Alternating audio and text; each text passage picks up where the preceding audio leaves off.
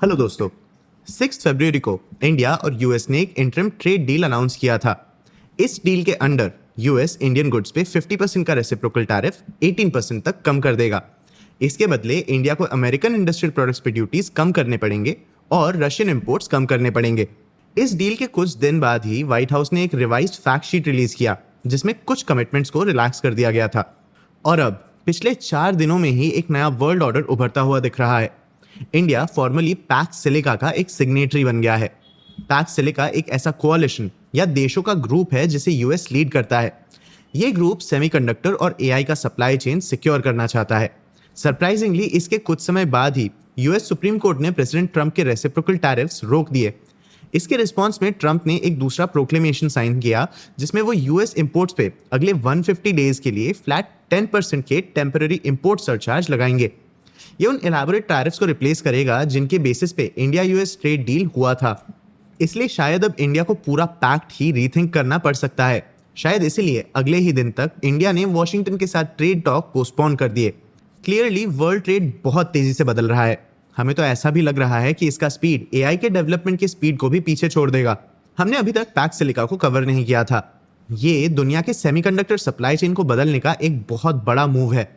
इसमें कोई exact steps तो नहीं है जिन्हें फॉलो करने की ज़रूरत है और ये बाइंडिंग भी नहीं है, लेकिन ये हमें ये दिखाता है कि अलग अलग देश और खास करके यूएस सोचते कैसे हैं।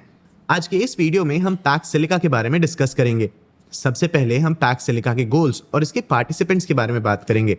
फिर हम ये देखेंगे कि इसमें कौन से देश पार्टिसिपेट नहीं कर रहे हैं। हम इस कोalition में इंडिया का रोल भी समझेंगे। एंड में हम ये भी डिस्कस करेंगे कि पैक्स सिलिका एक्चुअली सक्सीड कर भी सकता है या नहीं। मैं हूं आपका होस्ट देव, आप देख रहे हैं मार्केट्स बाय ज़ीरोधा हिंदी। चलिए शुरू करते हैं। सबसे पहले पैक्स सिलिका के बेसिक्स के बारे में थोड़ा समझते हैं। इसका नाम काफी इंटरेस्टिंग है। पैक्स एक लैटिन वर्ड है जिसका मतलब पीस, स्टेबिलिटी और लॉन्ग टर्म प्रॉस्पेरिटी होता है। इसके लिए रोमन एम्पायर के गोल्डन एज को पैक्स रोमाना भी कहा जाता था। शायद ऐसे स्टेबिलिटी का सबसे फेमस पीरियड पैक्स अमेरिकाना था। ये वर्ल्ड वॉर 2 के बाद का पीरियड का नाम था जब यूएस वर्ल्ड ऑर्डर लीड कर रहा था।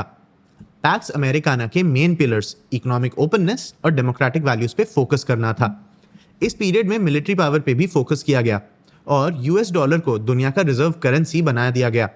इसी तरह पैक्स सिलिका इस बात पे बेट है कि ग्लोबल पावर का नेक्स्ट एरा वो कंट्रोल करेगा जो सिलिकॉन और सेमीकंडक्टर को कंट्रोल करेगा। ये इनिशिएटिव दिसंबर 2025 में वॉशिंगटन में लॉन्च किया गया था। 7 देशों ने फाउंडिंग डिक्लेरेशन साइन किया था। इसमें US, Japan, south Korea, the UK, Australia, Israel और सिंगापुर इंक्लूडेड थे। यूएई और कतर ने कुछ दिन बाद ज्वाइन किया और अब इंडिया 10th सिग्नेटरी बना है। इसके बताए हुए गोल स्वीपिंग है, मतलब ये बहुत सारे अलग अलग चीजों को कवर करते हैं।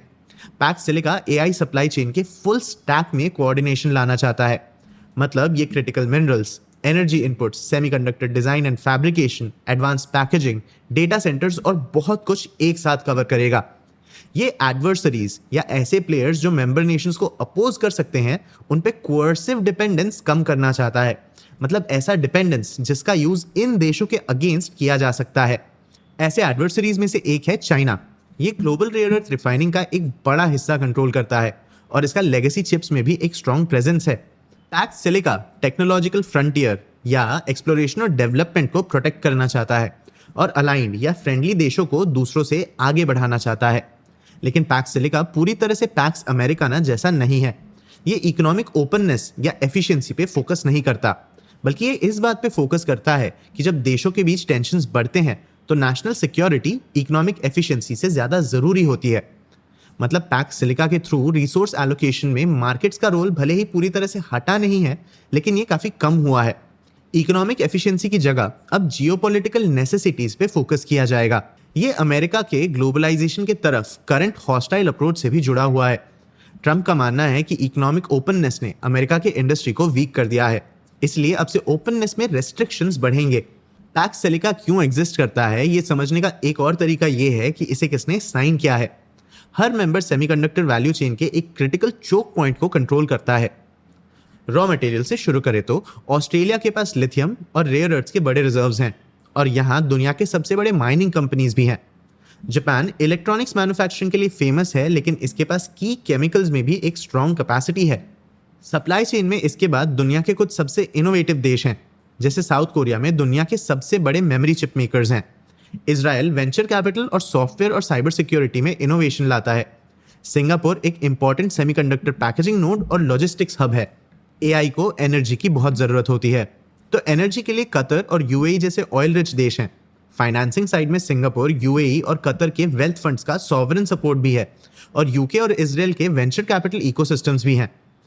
आखिर में आता है यूएस। यहाँ इनोवेशन, इंटेलेक्चुअल प्रॉपर्टी या आईपी और फाइनेंसिंग एक ही जगह आके मिलते हैं। सारे देश मिलके एक ऐसा सिस्टम बना रहे हैं जो चाइना पे डिपेंड नहीं करता है। लेकिन पैक्स सिलिका के बारे में जानने का एक और तरीका यह है कि इस लिस्ट से कौन एक्सक्लूडेड है। देखो, दिसंबर के पहले पैक्स सिलिका समिट में सिग्नेटरी से ज्यादा गेस्ट्स थे। बहुत सारे इंपॉर्टेंट प्लेयर्स ने डिस्कशन अटेंड किया, लेकिन इन्होंने डिक्लेरेशन साइन नहीं किया। सबसे इंपॉर्टेंट एब्सेंस शायद ताइवान का था। Taiwan global semiconductor supply chain का सबसे जरूरी हिस्सा है। आफ्टर ऑल टीएसएमसी दुनिया के सबसे एडवांस्ड चिप्स बनाता है।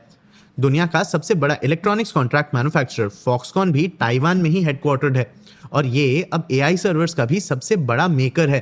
ताइवानीज मैन्युफैक्चरिंग के बिना पूरा एआई रेवोल्यूशन रुक सकता है। ताइवान के जरूरी पोजीशन के बावजूद इसे पैक्स सिलिका समिट में बस एक गेस्ट कंट्रीब्यूटर का पोजीशन मिला, एक सिग्नेटरी का नहीं। इसका रीजन काफी स्ट्रेट फॉरवर्ड और पॉलिटिकल है। कई देश और यूएस भी ताइवान को एक सॉवरेन नेशन स्टेट नहीं मानते। ताइवान को एक यूएस लेड स्ट्रेटेजिक अलायंस में फुल मेंबरशिप देना चाइना के साथ डिप्लोमेटिक टेंशंस क्रिएट कर सकता है। इसके बदले यूएस ने ताइवानीज टेक्नोलॉजी को अलाइड सप्लाई चेन में इंटीग्रेट करने का डिसीजन लिया है, लेकिन फिर भी ताइवान को फॉर्मली एक कंट्री जैसे एक्नॉलेज नहीं किया गया है। ऐसा जानबूझ के किया जा रहा है। ताइवान के चिप्स पैक्स सिलिका के लिए जरूरी हैं, लेकिन ताइवान इसका मेंबर नहीं बन सकता। यूरोपियन यूनियन का एब्सेंस भी इंपॉर्टेंट था। कुछ एनालिस्ट्स के हिसाब से यहाँ एक डिवाइड एंड कॉन्कर स्ट्रैटेजी काम कर सकता है। आइडिया ये है कि यूएस यूरोपियन देशों से बायलैटरली डील करना चाहता है, ईयू के यूनाइटेड एंटिटी के साथ नहीं। यूएस के पर्सपेक्टिव से एक फ्रैगमेंटेड यूरोप इसे बेटर डील्स नेगोशिएट करने में मदद कर सकता है। इसके ऊपर से ईयू के हिसाब से यूएस का अनरिलायबिलिटी बढ़ रहा है। सिर्फ ऐसे यूरोपियन देशों को कोalition में लाया गया है जिनके पास चोक पॉइंट्स हो, जैसे नेदरलैंड्स में ASML है। इसके EUV machines advance chip making में बहुत जरूरी हैं। वैसे नेदरलैंड्स ने समिट अटेंड तो किया, लेकिन इसने डिक्लेरेशन साइन नहीं किया। अब बात करते हैं इंडिया की। पैक्स सिलिका तक का हमारा रास्ता आसान नहीं था। इनफैक्ट हमें पैक्स सिलिका के दिसंबर 2025 के फाउंडिंग समिट में इन्वाइट भी नहीं किया गया था। इस एक्सक्लूजन के दो पॉसिबल कारण हो सकते हैं। पहला, पैक्स सिलिका का मेंबरशिप क्रिटिकल चोक पॉइंट्स के हिसाब से दिया गया था, मतलब ऐसे देश जो अभी अभी सप्लाई चेन का एक क्रिटिकल हिस्सा कंट्रोल करते हैं, ना कि उन देशों को जिनका फ्यूचर में कोई पोटेंशियल हो। इंडिया नए फैब्स और टेस्टिंग प्लांट्स के थ्रू सेमीकंडक्टर रेस में एंटर करना तो चाहता है, लेकिन ये सब फिलहाल एस्पिरेशनल हैं। दूसरा कारण ये हो सकता है कि ट्रंप एडमिनिस्ट्रेशन के साथ टैरिफ डिस्प्यूट्स के कारण इंडिया को तब इंक्लूड करना डिप्लोमेटिकली ऑकवर्ड हो सकता था। शायद इंडिया भी पैक्स सिलिका एग्रीमेंट में तब तक इन्वॉल्व नहीं होना चाहता था जब तक इसके पास ट्रेड डील के थ्रू बेटर बार्गेनिंग चिप ना हो। तो अभी क्या बदला है? इंडिया के अट्रैक्टिव एआई मार्केट साइज के अलावा हम भी इस सवाल का जवाब कॉन्फिडेंस के साथ नहीं दे सकते, लेकिन कुछ और पॉसिबिलिटीज हैं जो शायद हो सकती हैं। पहली पॉसिबिलिटी है एंटरप्राइज एआई। एक इंटरेस्टिंग ट्रेंड देखने मिल रहा है जहां एआई को कमर्शियल स्केल पे डिप्लॉय करने के लिए किसी कंपनी को सिस्टम्स इंटीग्रेटर्स की जरूरत होती है। ये सिस्टम्स इंटीग्रेटर्स ऐसे सर्विस कंपनीज होते हैं जो डिप्लॉयमेंट में मदद कर सकते हैं। इसीलिए चैटजीपीटी ने एक्सेंचर और मैकिन्जी के साथ पार्टनरशिप बनाया है, और एंथ्रोपिक ने इन्फोसिस के साथ डील साइन की है। इस बारे में भी बहुत बात चल रही है कि इंडियन आईटी खतरे में है, लेकिन अभी तक स्टोरी उतनी क्लियर नहीं है। ऐसा हो सकता है कि एआई डिप्लॉयमेंट ऐसे बॉटलनेक्स फेस करें जिसके कारण किसी तरह के आईटी सर्विस की जरूरत हो सकती है। दूसरी पॉसिबिलिटी ज्यादा रियलिस्टिक है, और ये है इंडिया का सेमीकंडक्टर डिजाइन में डेप्थ। इंडिया में दुनिया के चिप डिजाइन इंजीनियर्स का एक बड़ा हिस्सा प्रेजेंट है। टॉप फैबलेस सेमीकंडक्टर कंपनीज में से ज्यादातर के मेजर डिजाइन सेंटर्स इंडिया में ही हैं। हमारे पास यूएस के बाहर इंटेल का सबसे बड़ा डिजाइन हब है। एनवीडिया के वर्कफोर्स का 10 to 30% इंडिया में ही रहता है। कुछ हद तक पैक्स सिलिका को पावर करने वाले चिप्स में से ज्यादातर बेंगलुरु या हैदराबाद में ही डिजाइन हो रहे हैं, और इसे इग्नोर नहीं किया जा सकता। तीसरी पॉसिबिलिटी है इंडिया का वैल्यू चेन में कहीं और चोक पॉइंट बनाने की कोशिश करना। इसका लेना देना इंडिया के करंट एडवांटेजेस से नहीं है, बल्कि फ्यूचर लेवरेज बिल्ड करने से है। India chip assembly and testing, advance packaging और इवन फैब्स या फैब्रिकेटर्स में कैपेसिटी बिल्ड कर रहा है। ये सेमीकंडक्टर वैल्यू चेन में ऊपर बढ़ने की एक कोशिश है, जिससे बेटर बार्गेनिंग पावर बनाई जा सकती है। पर क्या पैक्स सिलिका सक्सेसफुल होगा, ये बता पाना तो मुश्किल है, लेकिन हम ये देख सकते हैं कि ये कोऑर्डिनेशन कहाँ बिगड़ सकता है। पैक्स सिलिका को यूएस से सपोर्टेड एक इंटरनेशनल स्केल इंडस्ट्रियल पॉलिसी जैसे देखा जा सकता है। कोई डायरेक्ट सब्सिडीज तो इन्वॉल्व नहीं है, लेकिन सप्लाई चेन को सिक्योर करके इसे कुछ बॉर्डर्स तक लिमिट करने की कोशिश की जा रही है। और पैक्स सिलिका मार्केट को पूरी तरह एलिमिनेट नहीं करता, ये बस इस बात को लिमिट करता है कि ये कहाँ पे काम करता है। तो असली क्वेश्चन ये हो सकता है कि इंडस्ट्रियल पॉलिसी कहाँ काम करता है। ये सैंक्शंस, ब्लॉकेड्स और इवन वॉर जैसे कुछ नेशनल सिक्योरिटी में वीकनेसेस को कम करने में काम आता है, जो इंडस्ट्रियल सक्सेस को खतरे में डाल सकते हैं। ये तब भी काम करता है जब आप एक्सपोर्ट एक्सेस कंट्रोल करना चाहते हो, लेकिन ये कॉस्ट पे काम नहीं करता। जैसे आईएमएफ ने ढूंढा कि फ्रेंड शोरिंग के कारण जीडीपी लॉस हो सकता है। जियोपॉलिटिकल कॉन्स्टेंट्स और ट्रस्टेड कंट्रीज के साथ ट्रेड को हायर प्रायोरिटी देने से सप्लाई चेन्स की एफिशिएंसी कम हो जाती है। ये ट्रेड कॉस्ट्स इंपोज करते हैं और कहीं और के कंपेटिटिव एडवांटेजेस का फायदा उठाना रोक देते हैं। इनफैक्ट यूएस के अपने बॉर्डर्स के अंदर सेमीकंडक्टर सप्लाई चेन्स बनाने के अटेम्प्ट्स भी अब फाइनेंशियल प्रेशर फेस कर रहे हैं। पीटरसन इंस्टीट्यूट ने एस्टिमेट किया कि चिप्स एक्ट के अंडर क्रिएटेड हर जॉब का cost average American semiconductor worker के एवरेज सैलरी का डबल था। इस प्रोग्राम में बहुत कुछ डिवोट किया गया था, लेकिन सस्ते और एफिशिएंट ऑल्टरनेटिव्स कंसिडर नहीं किए गए थे।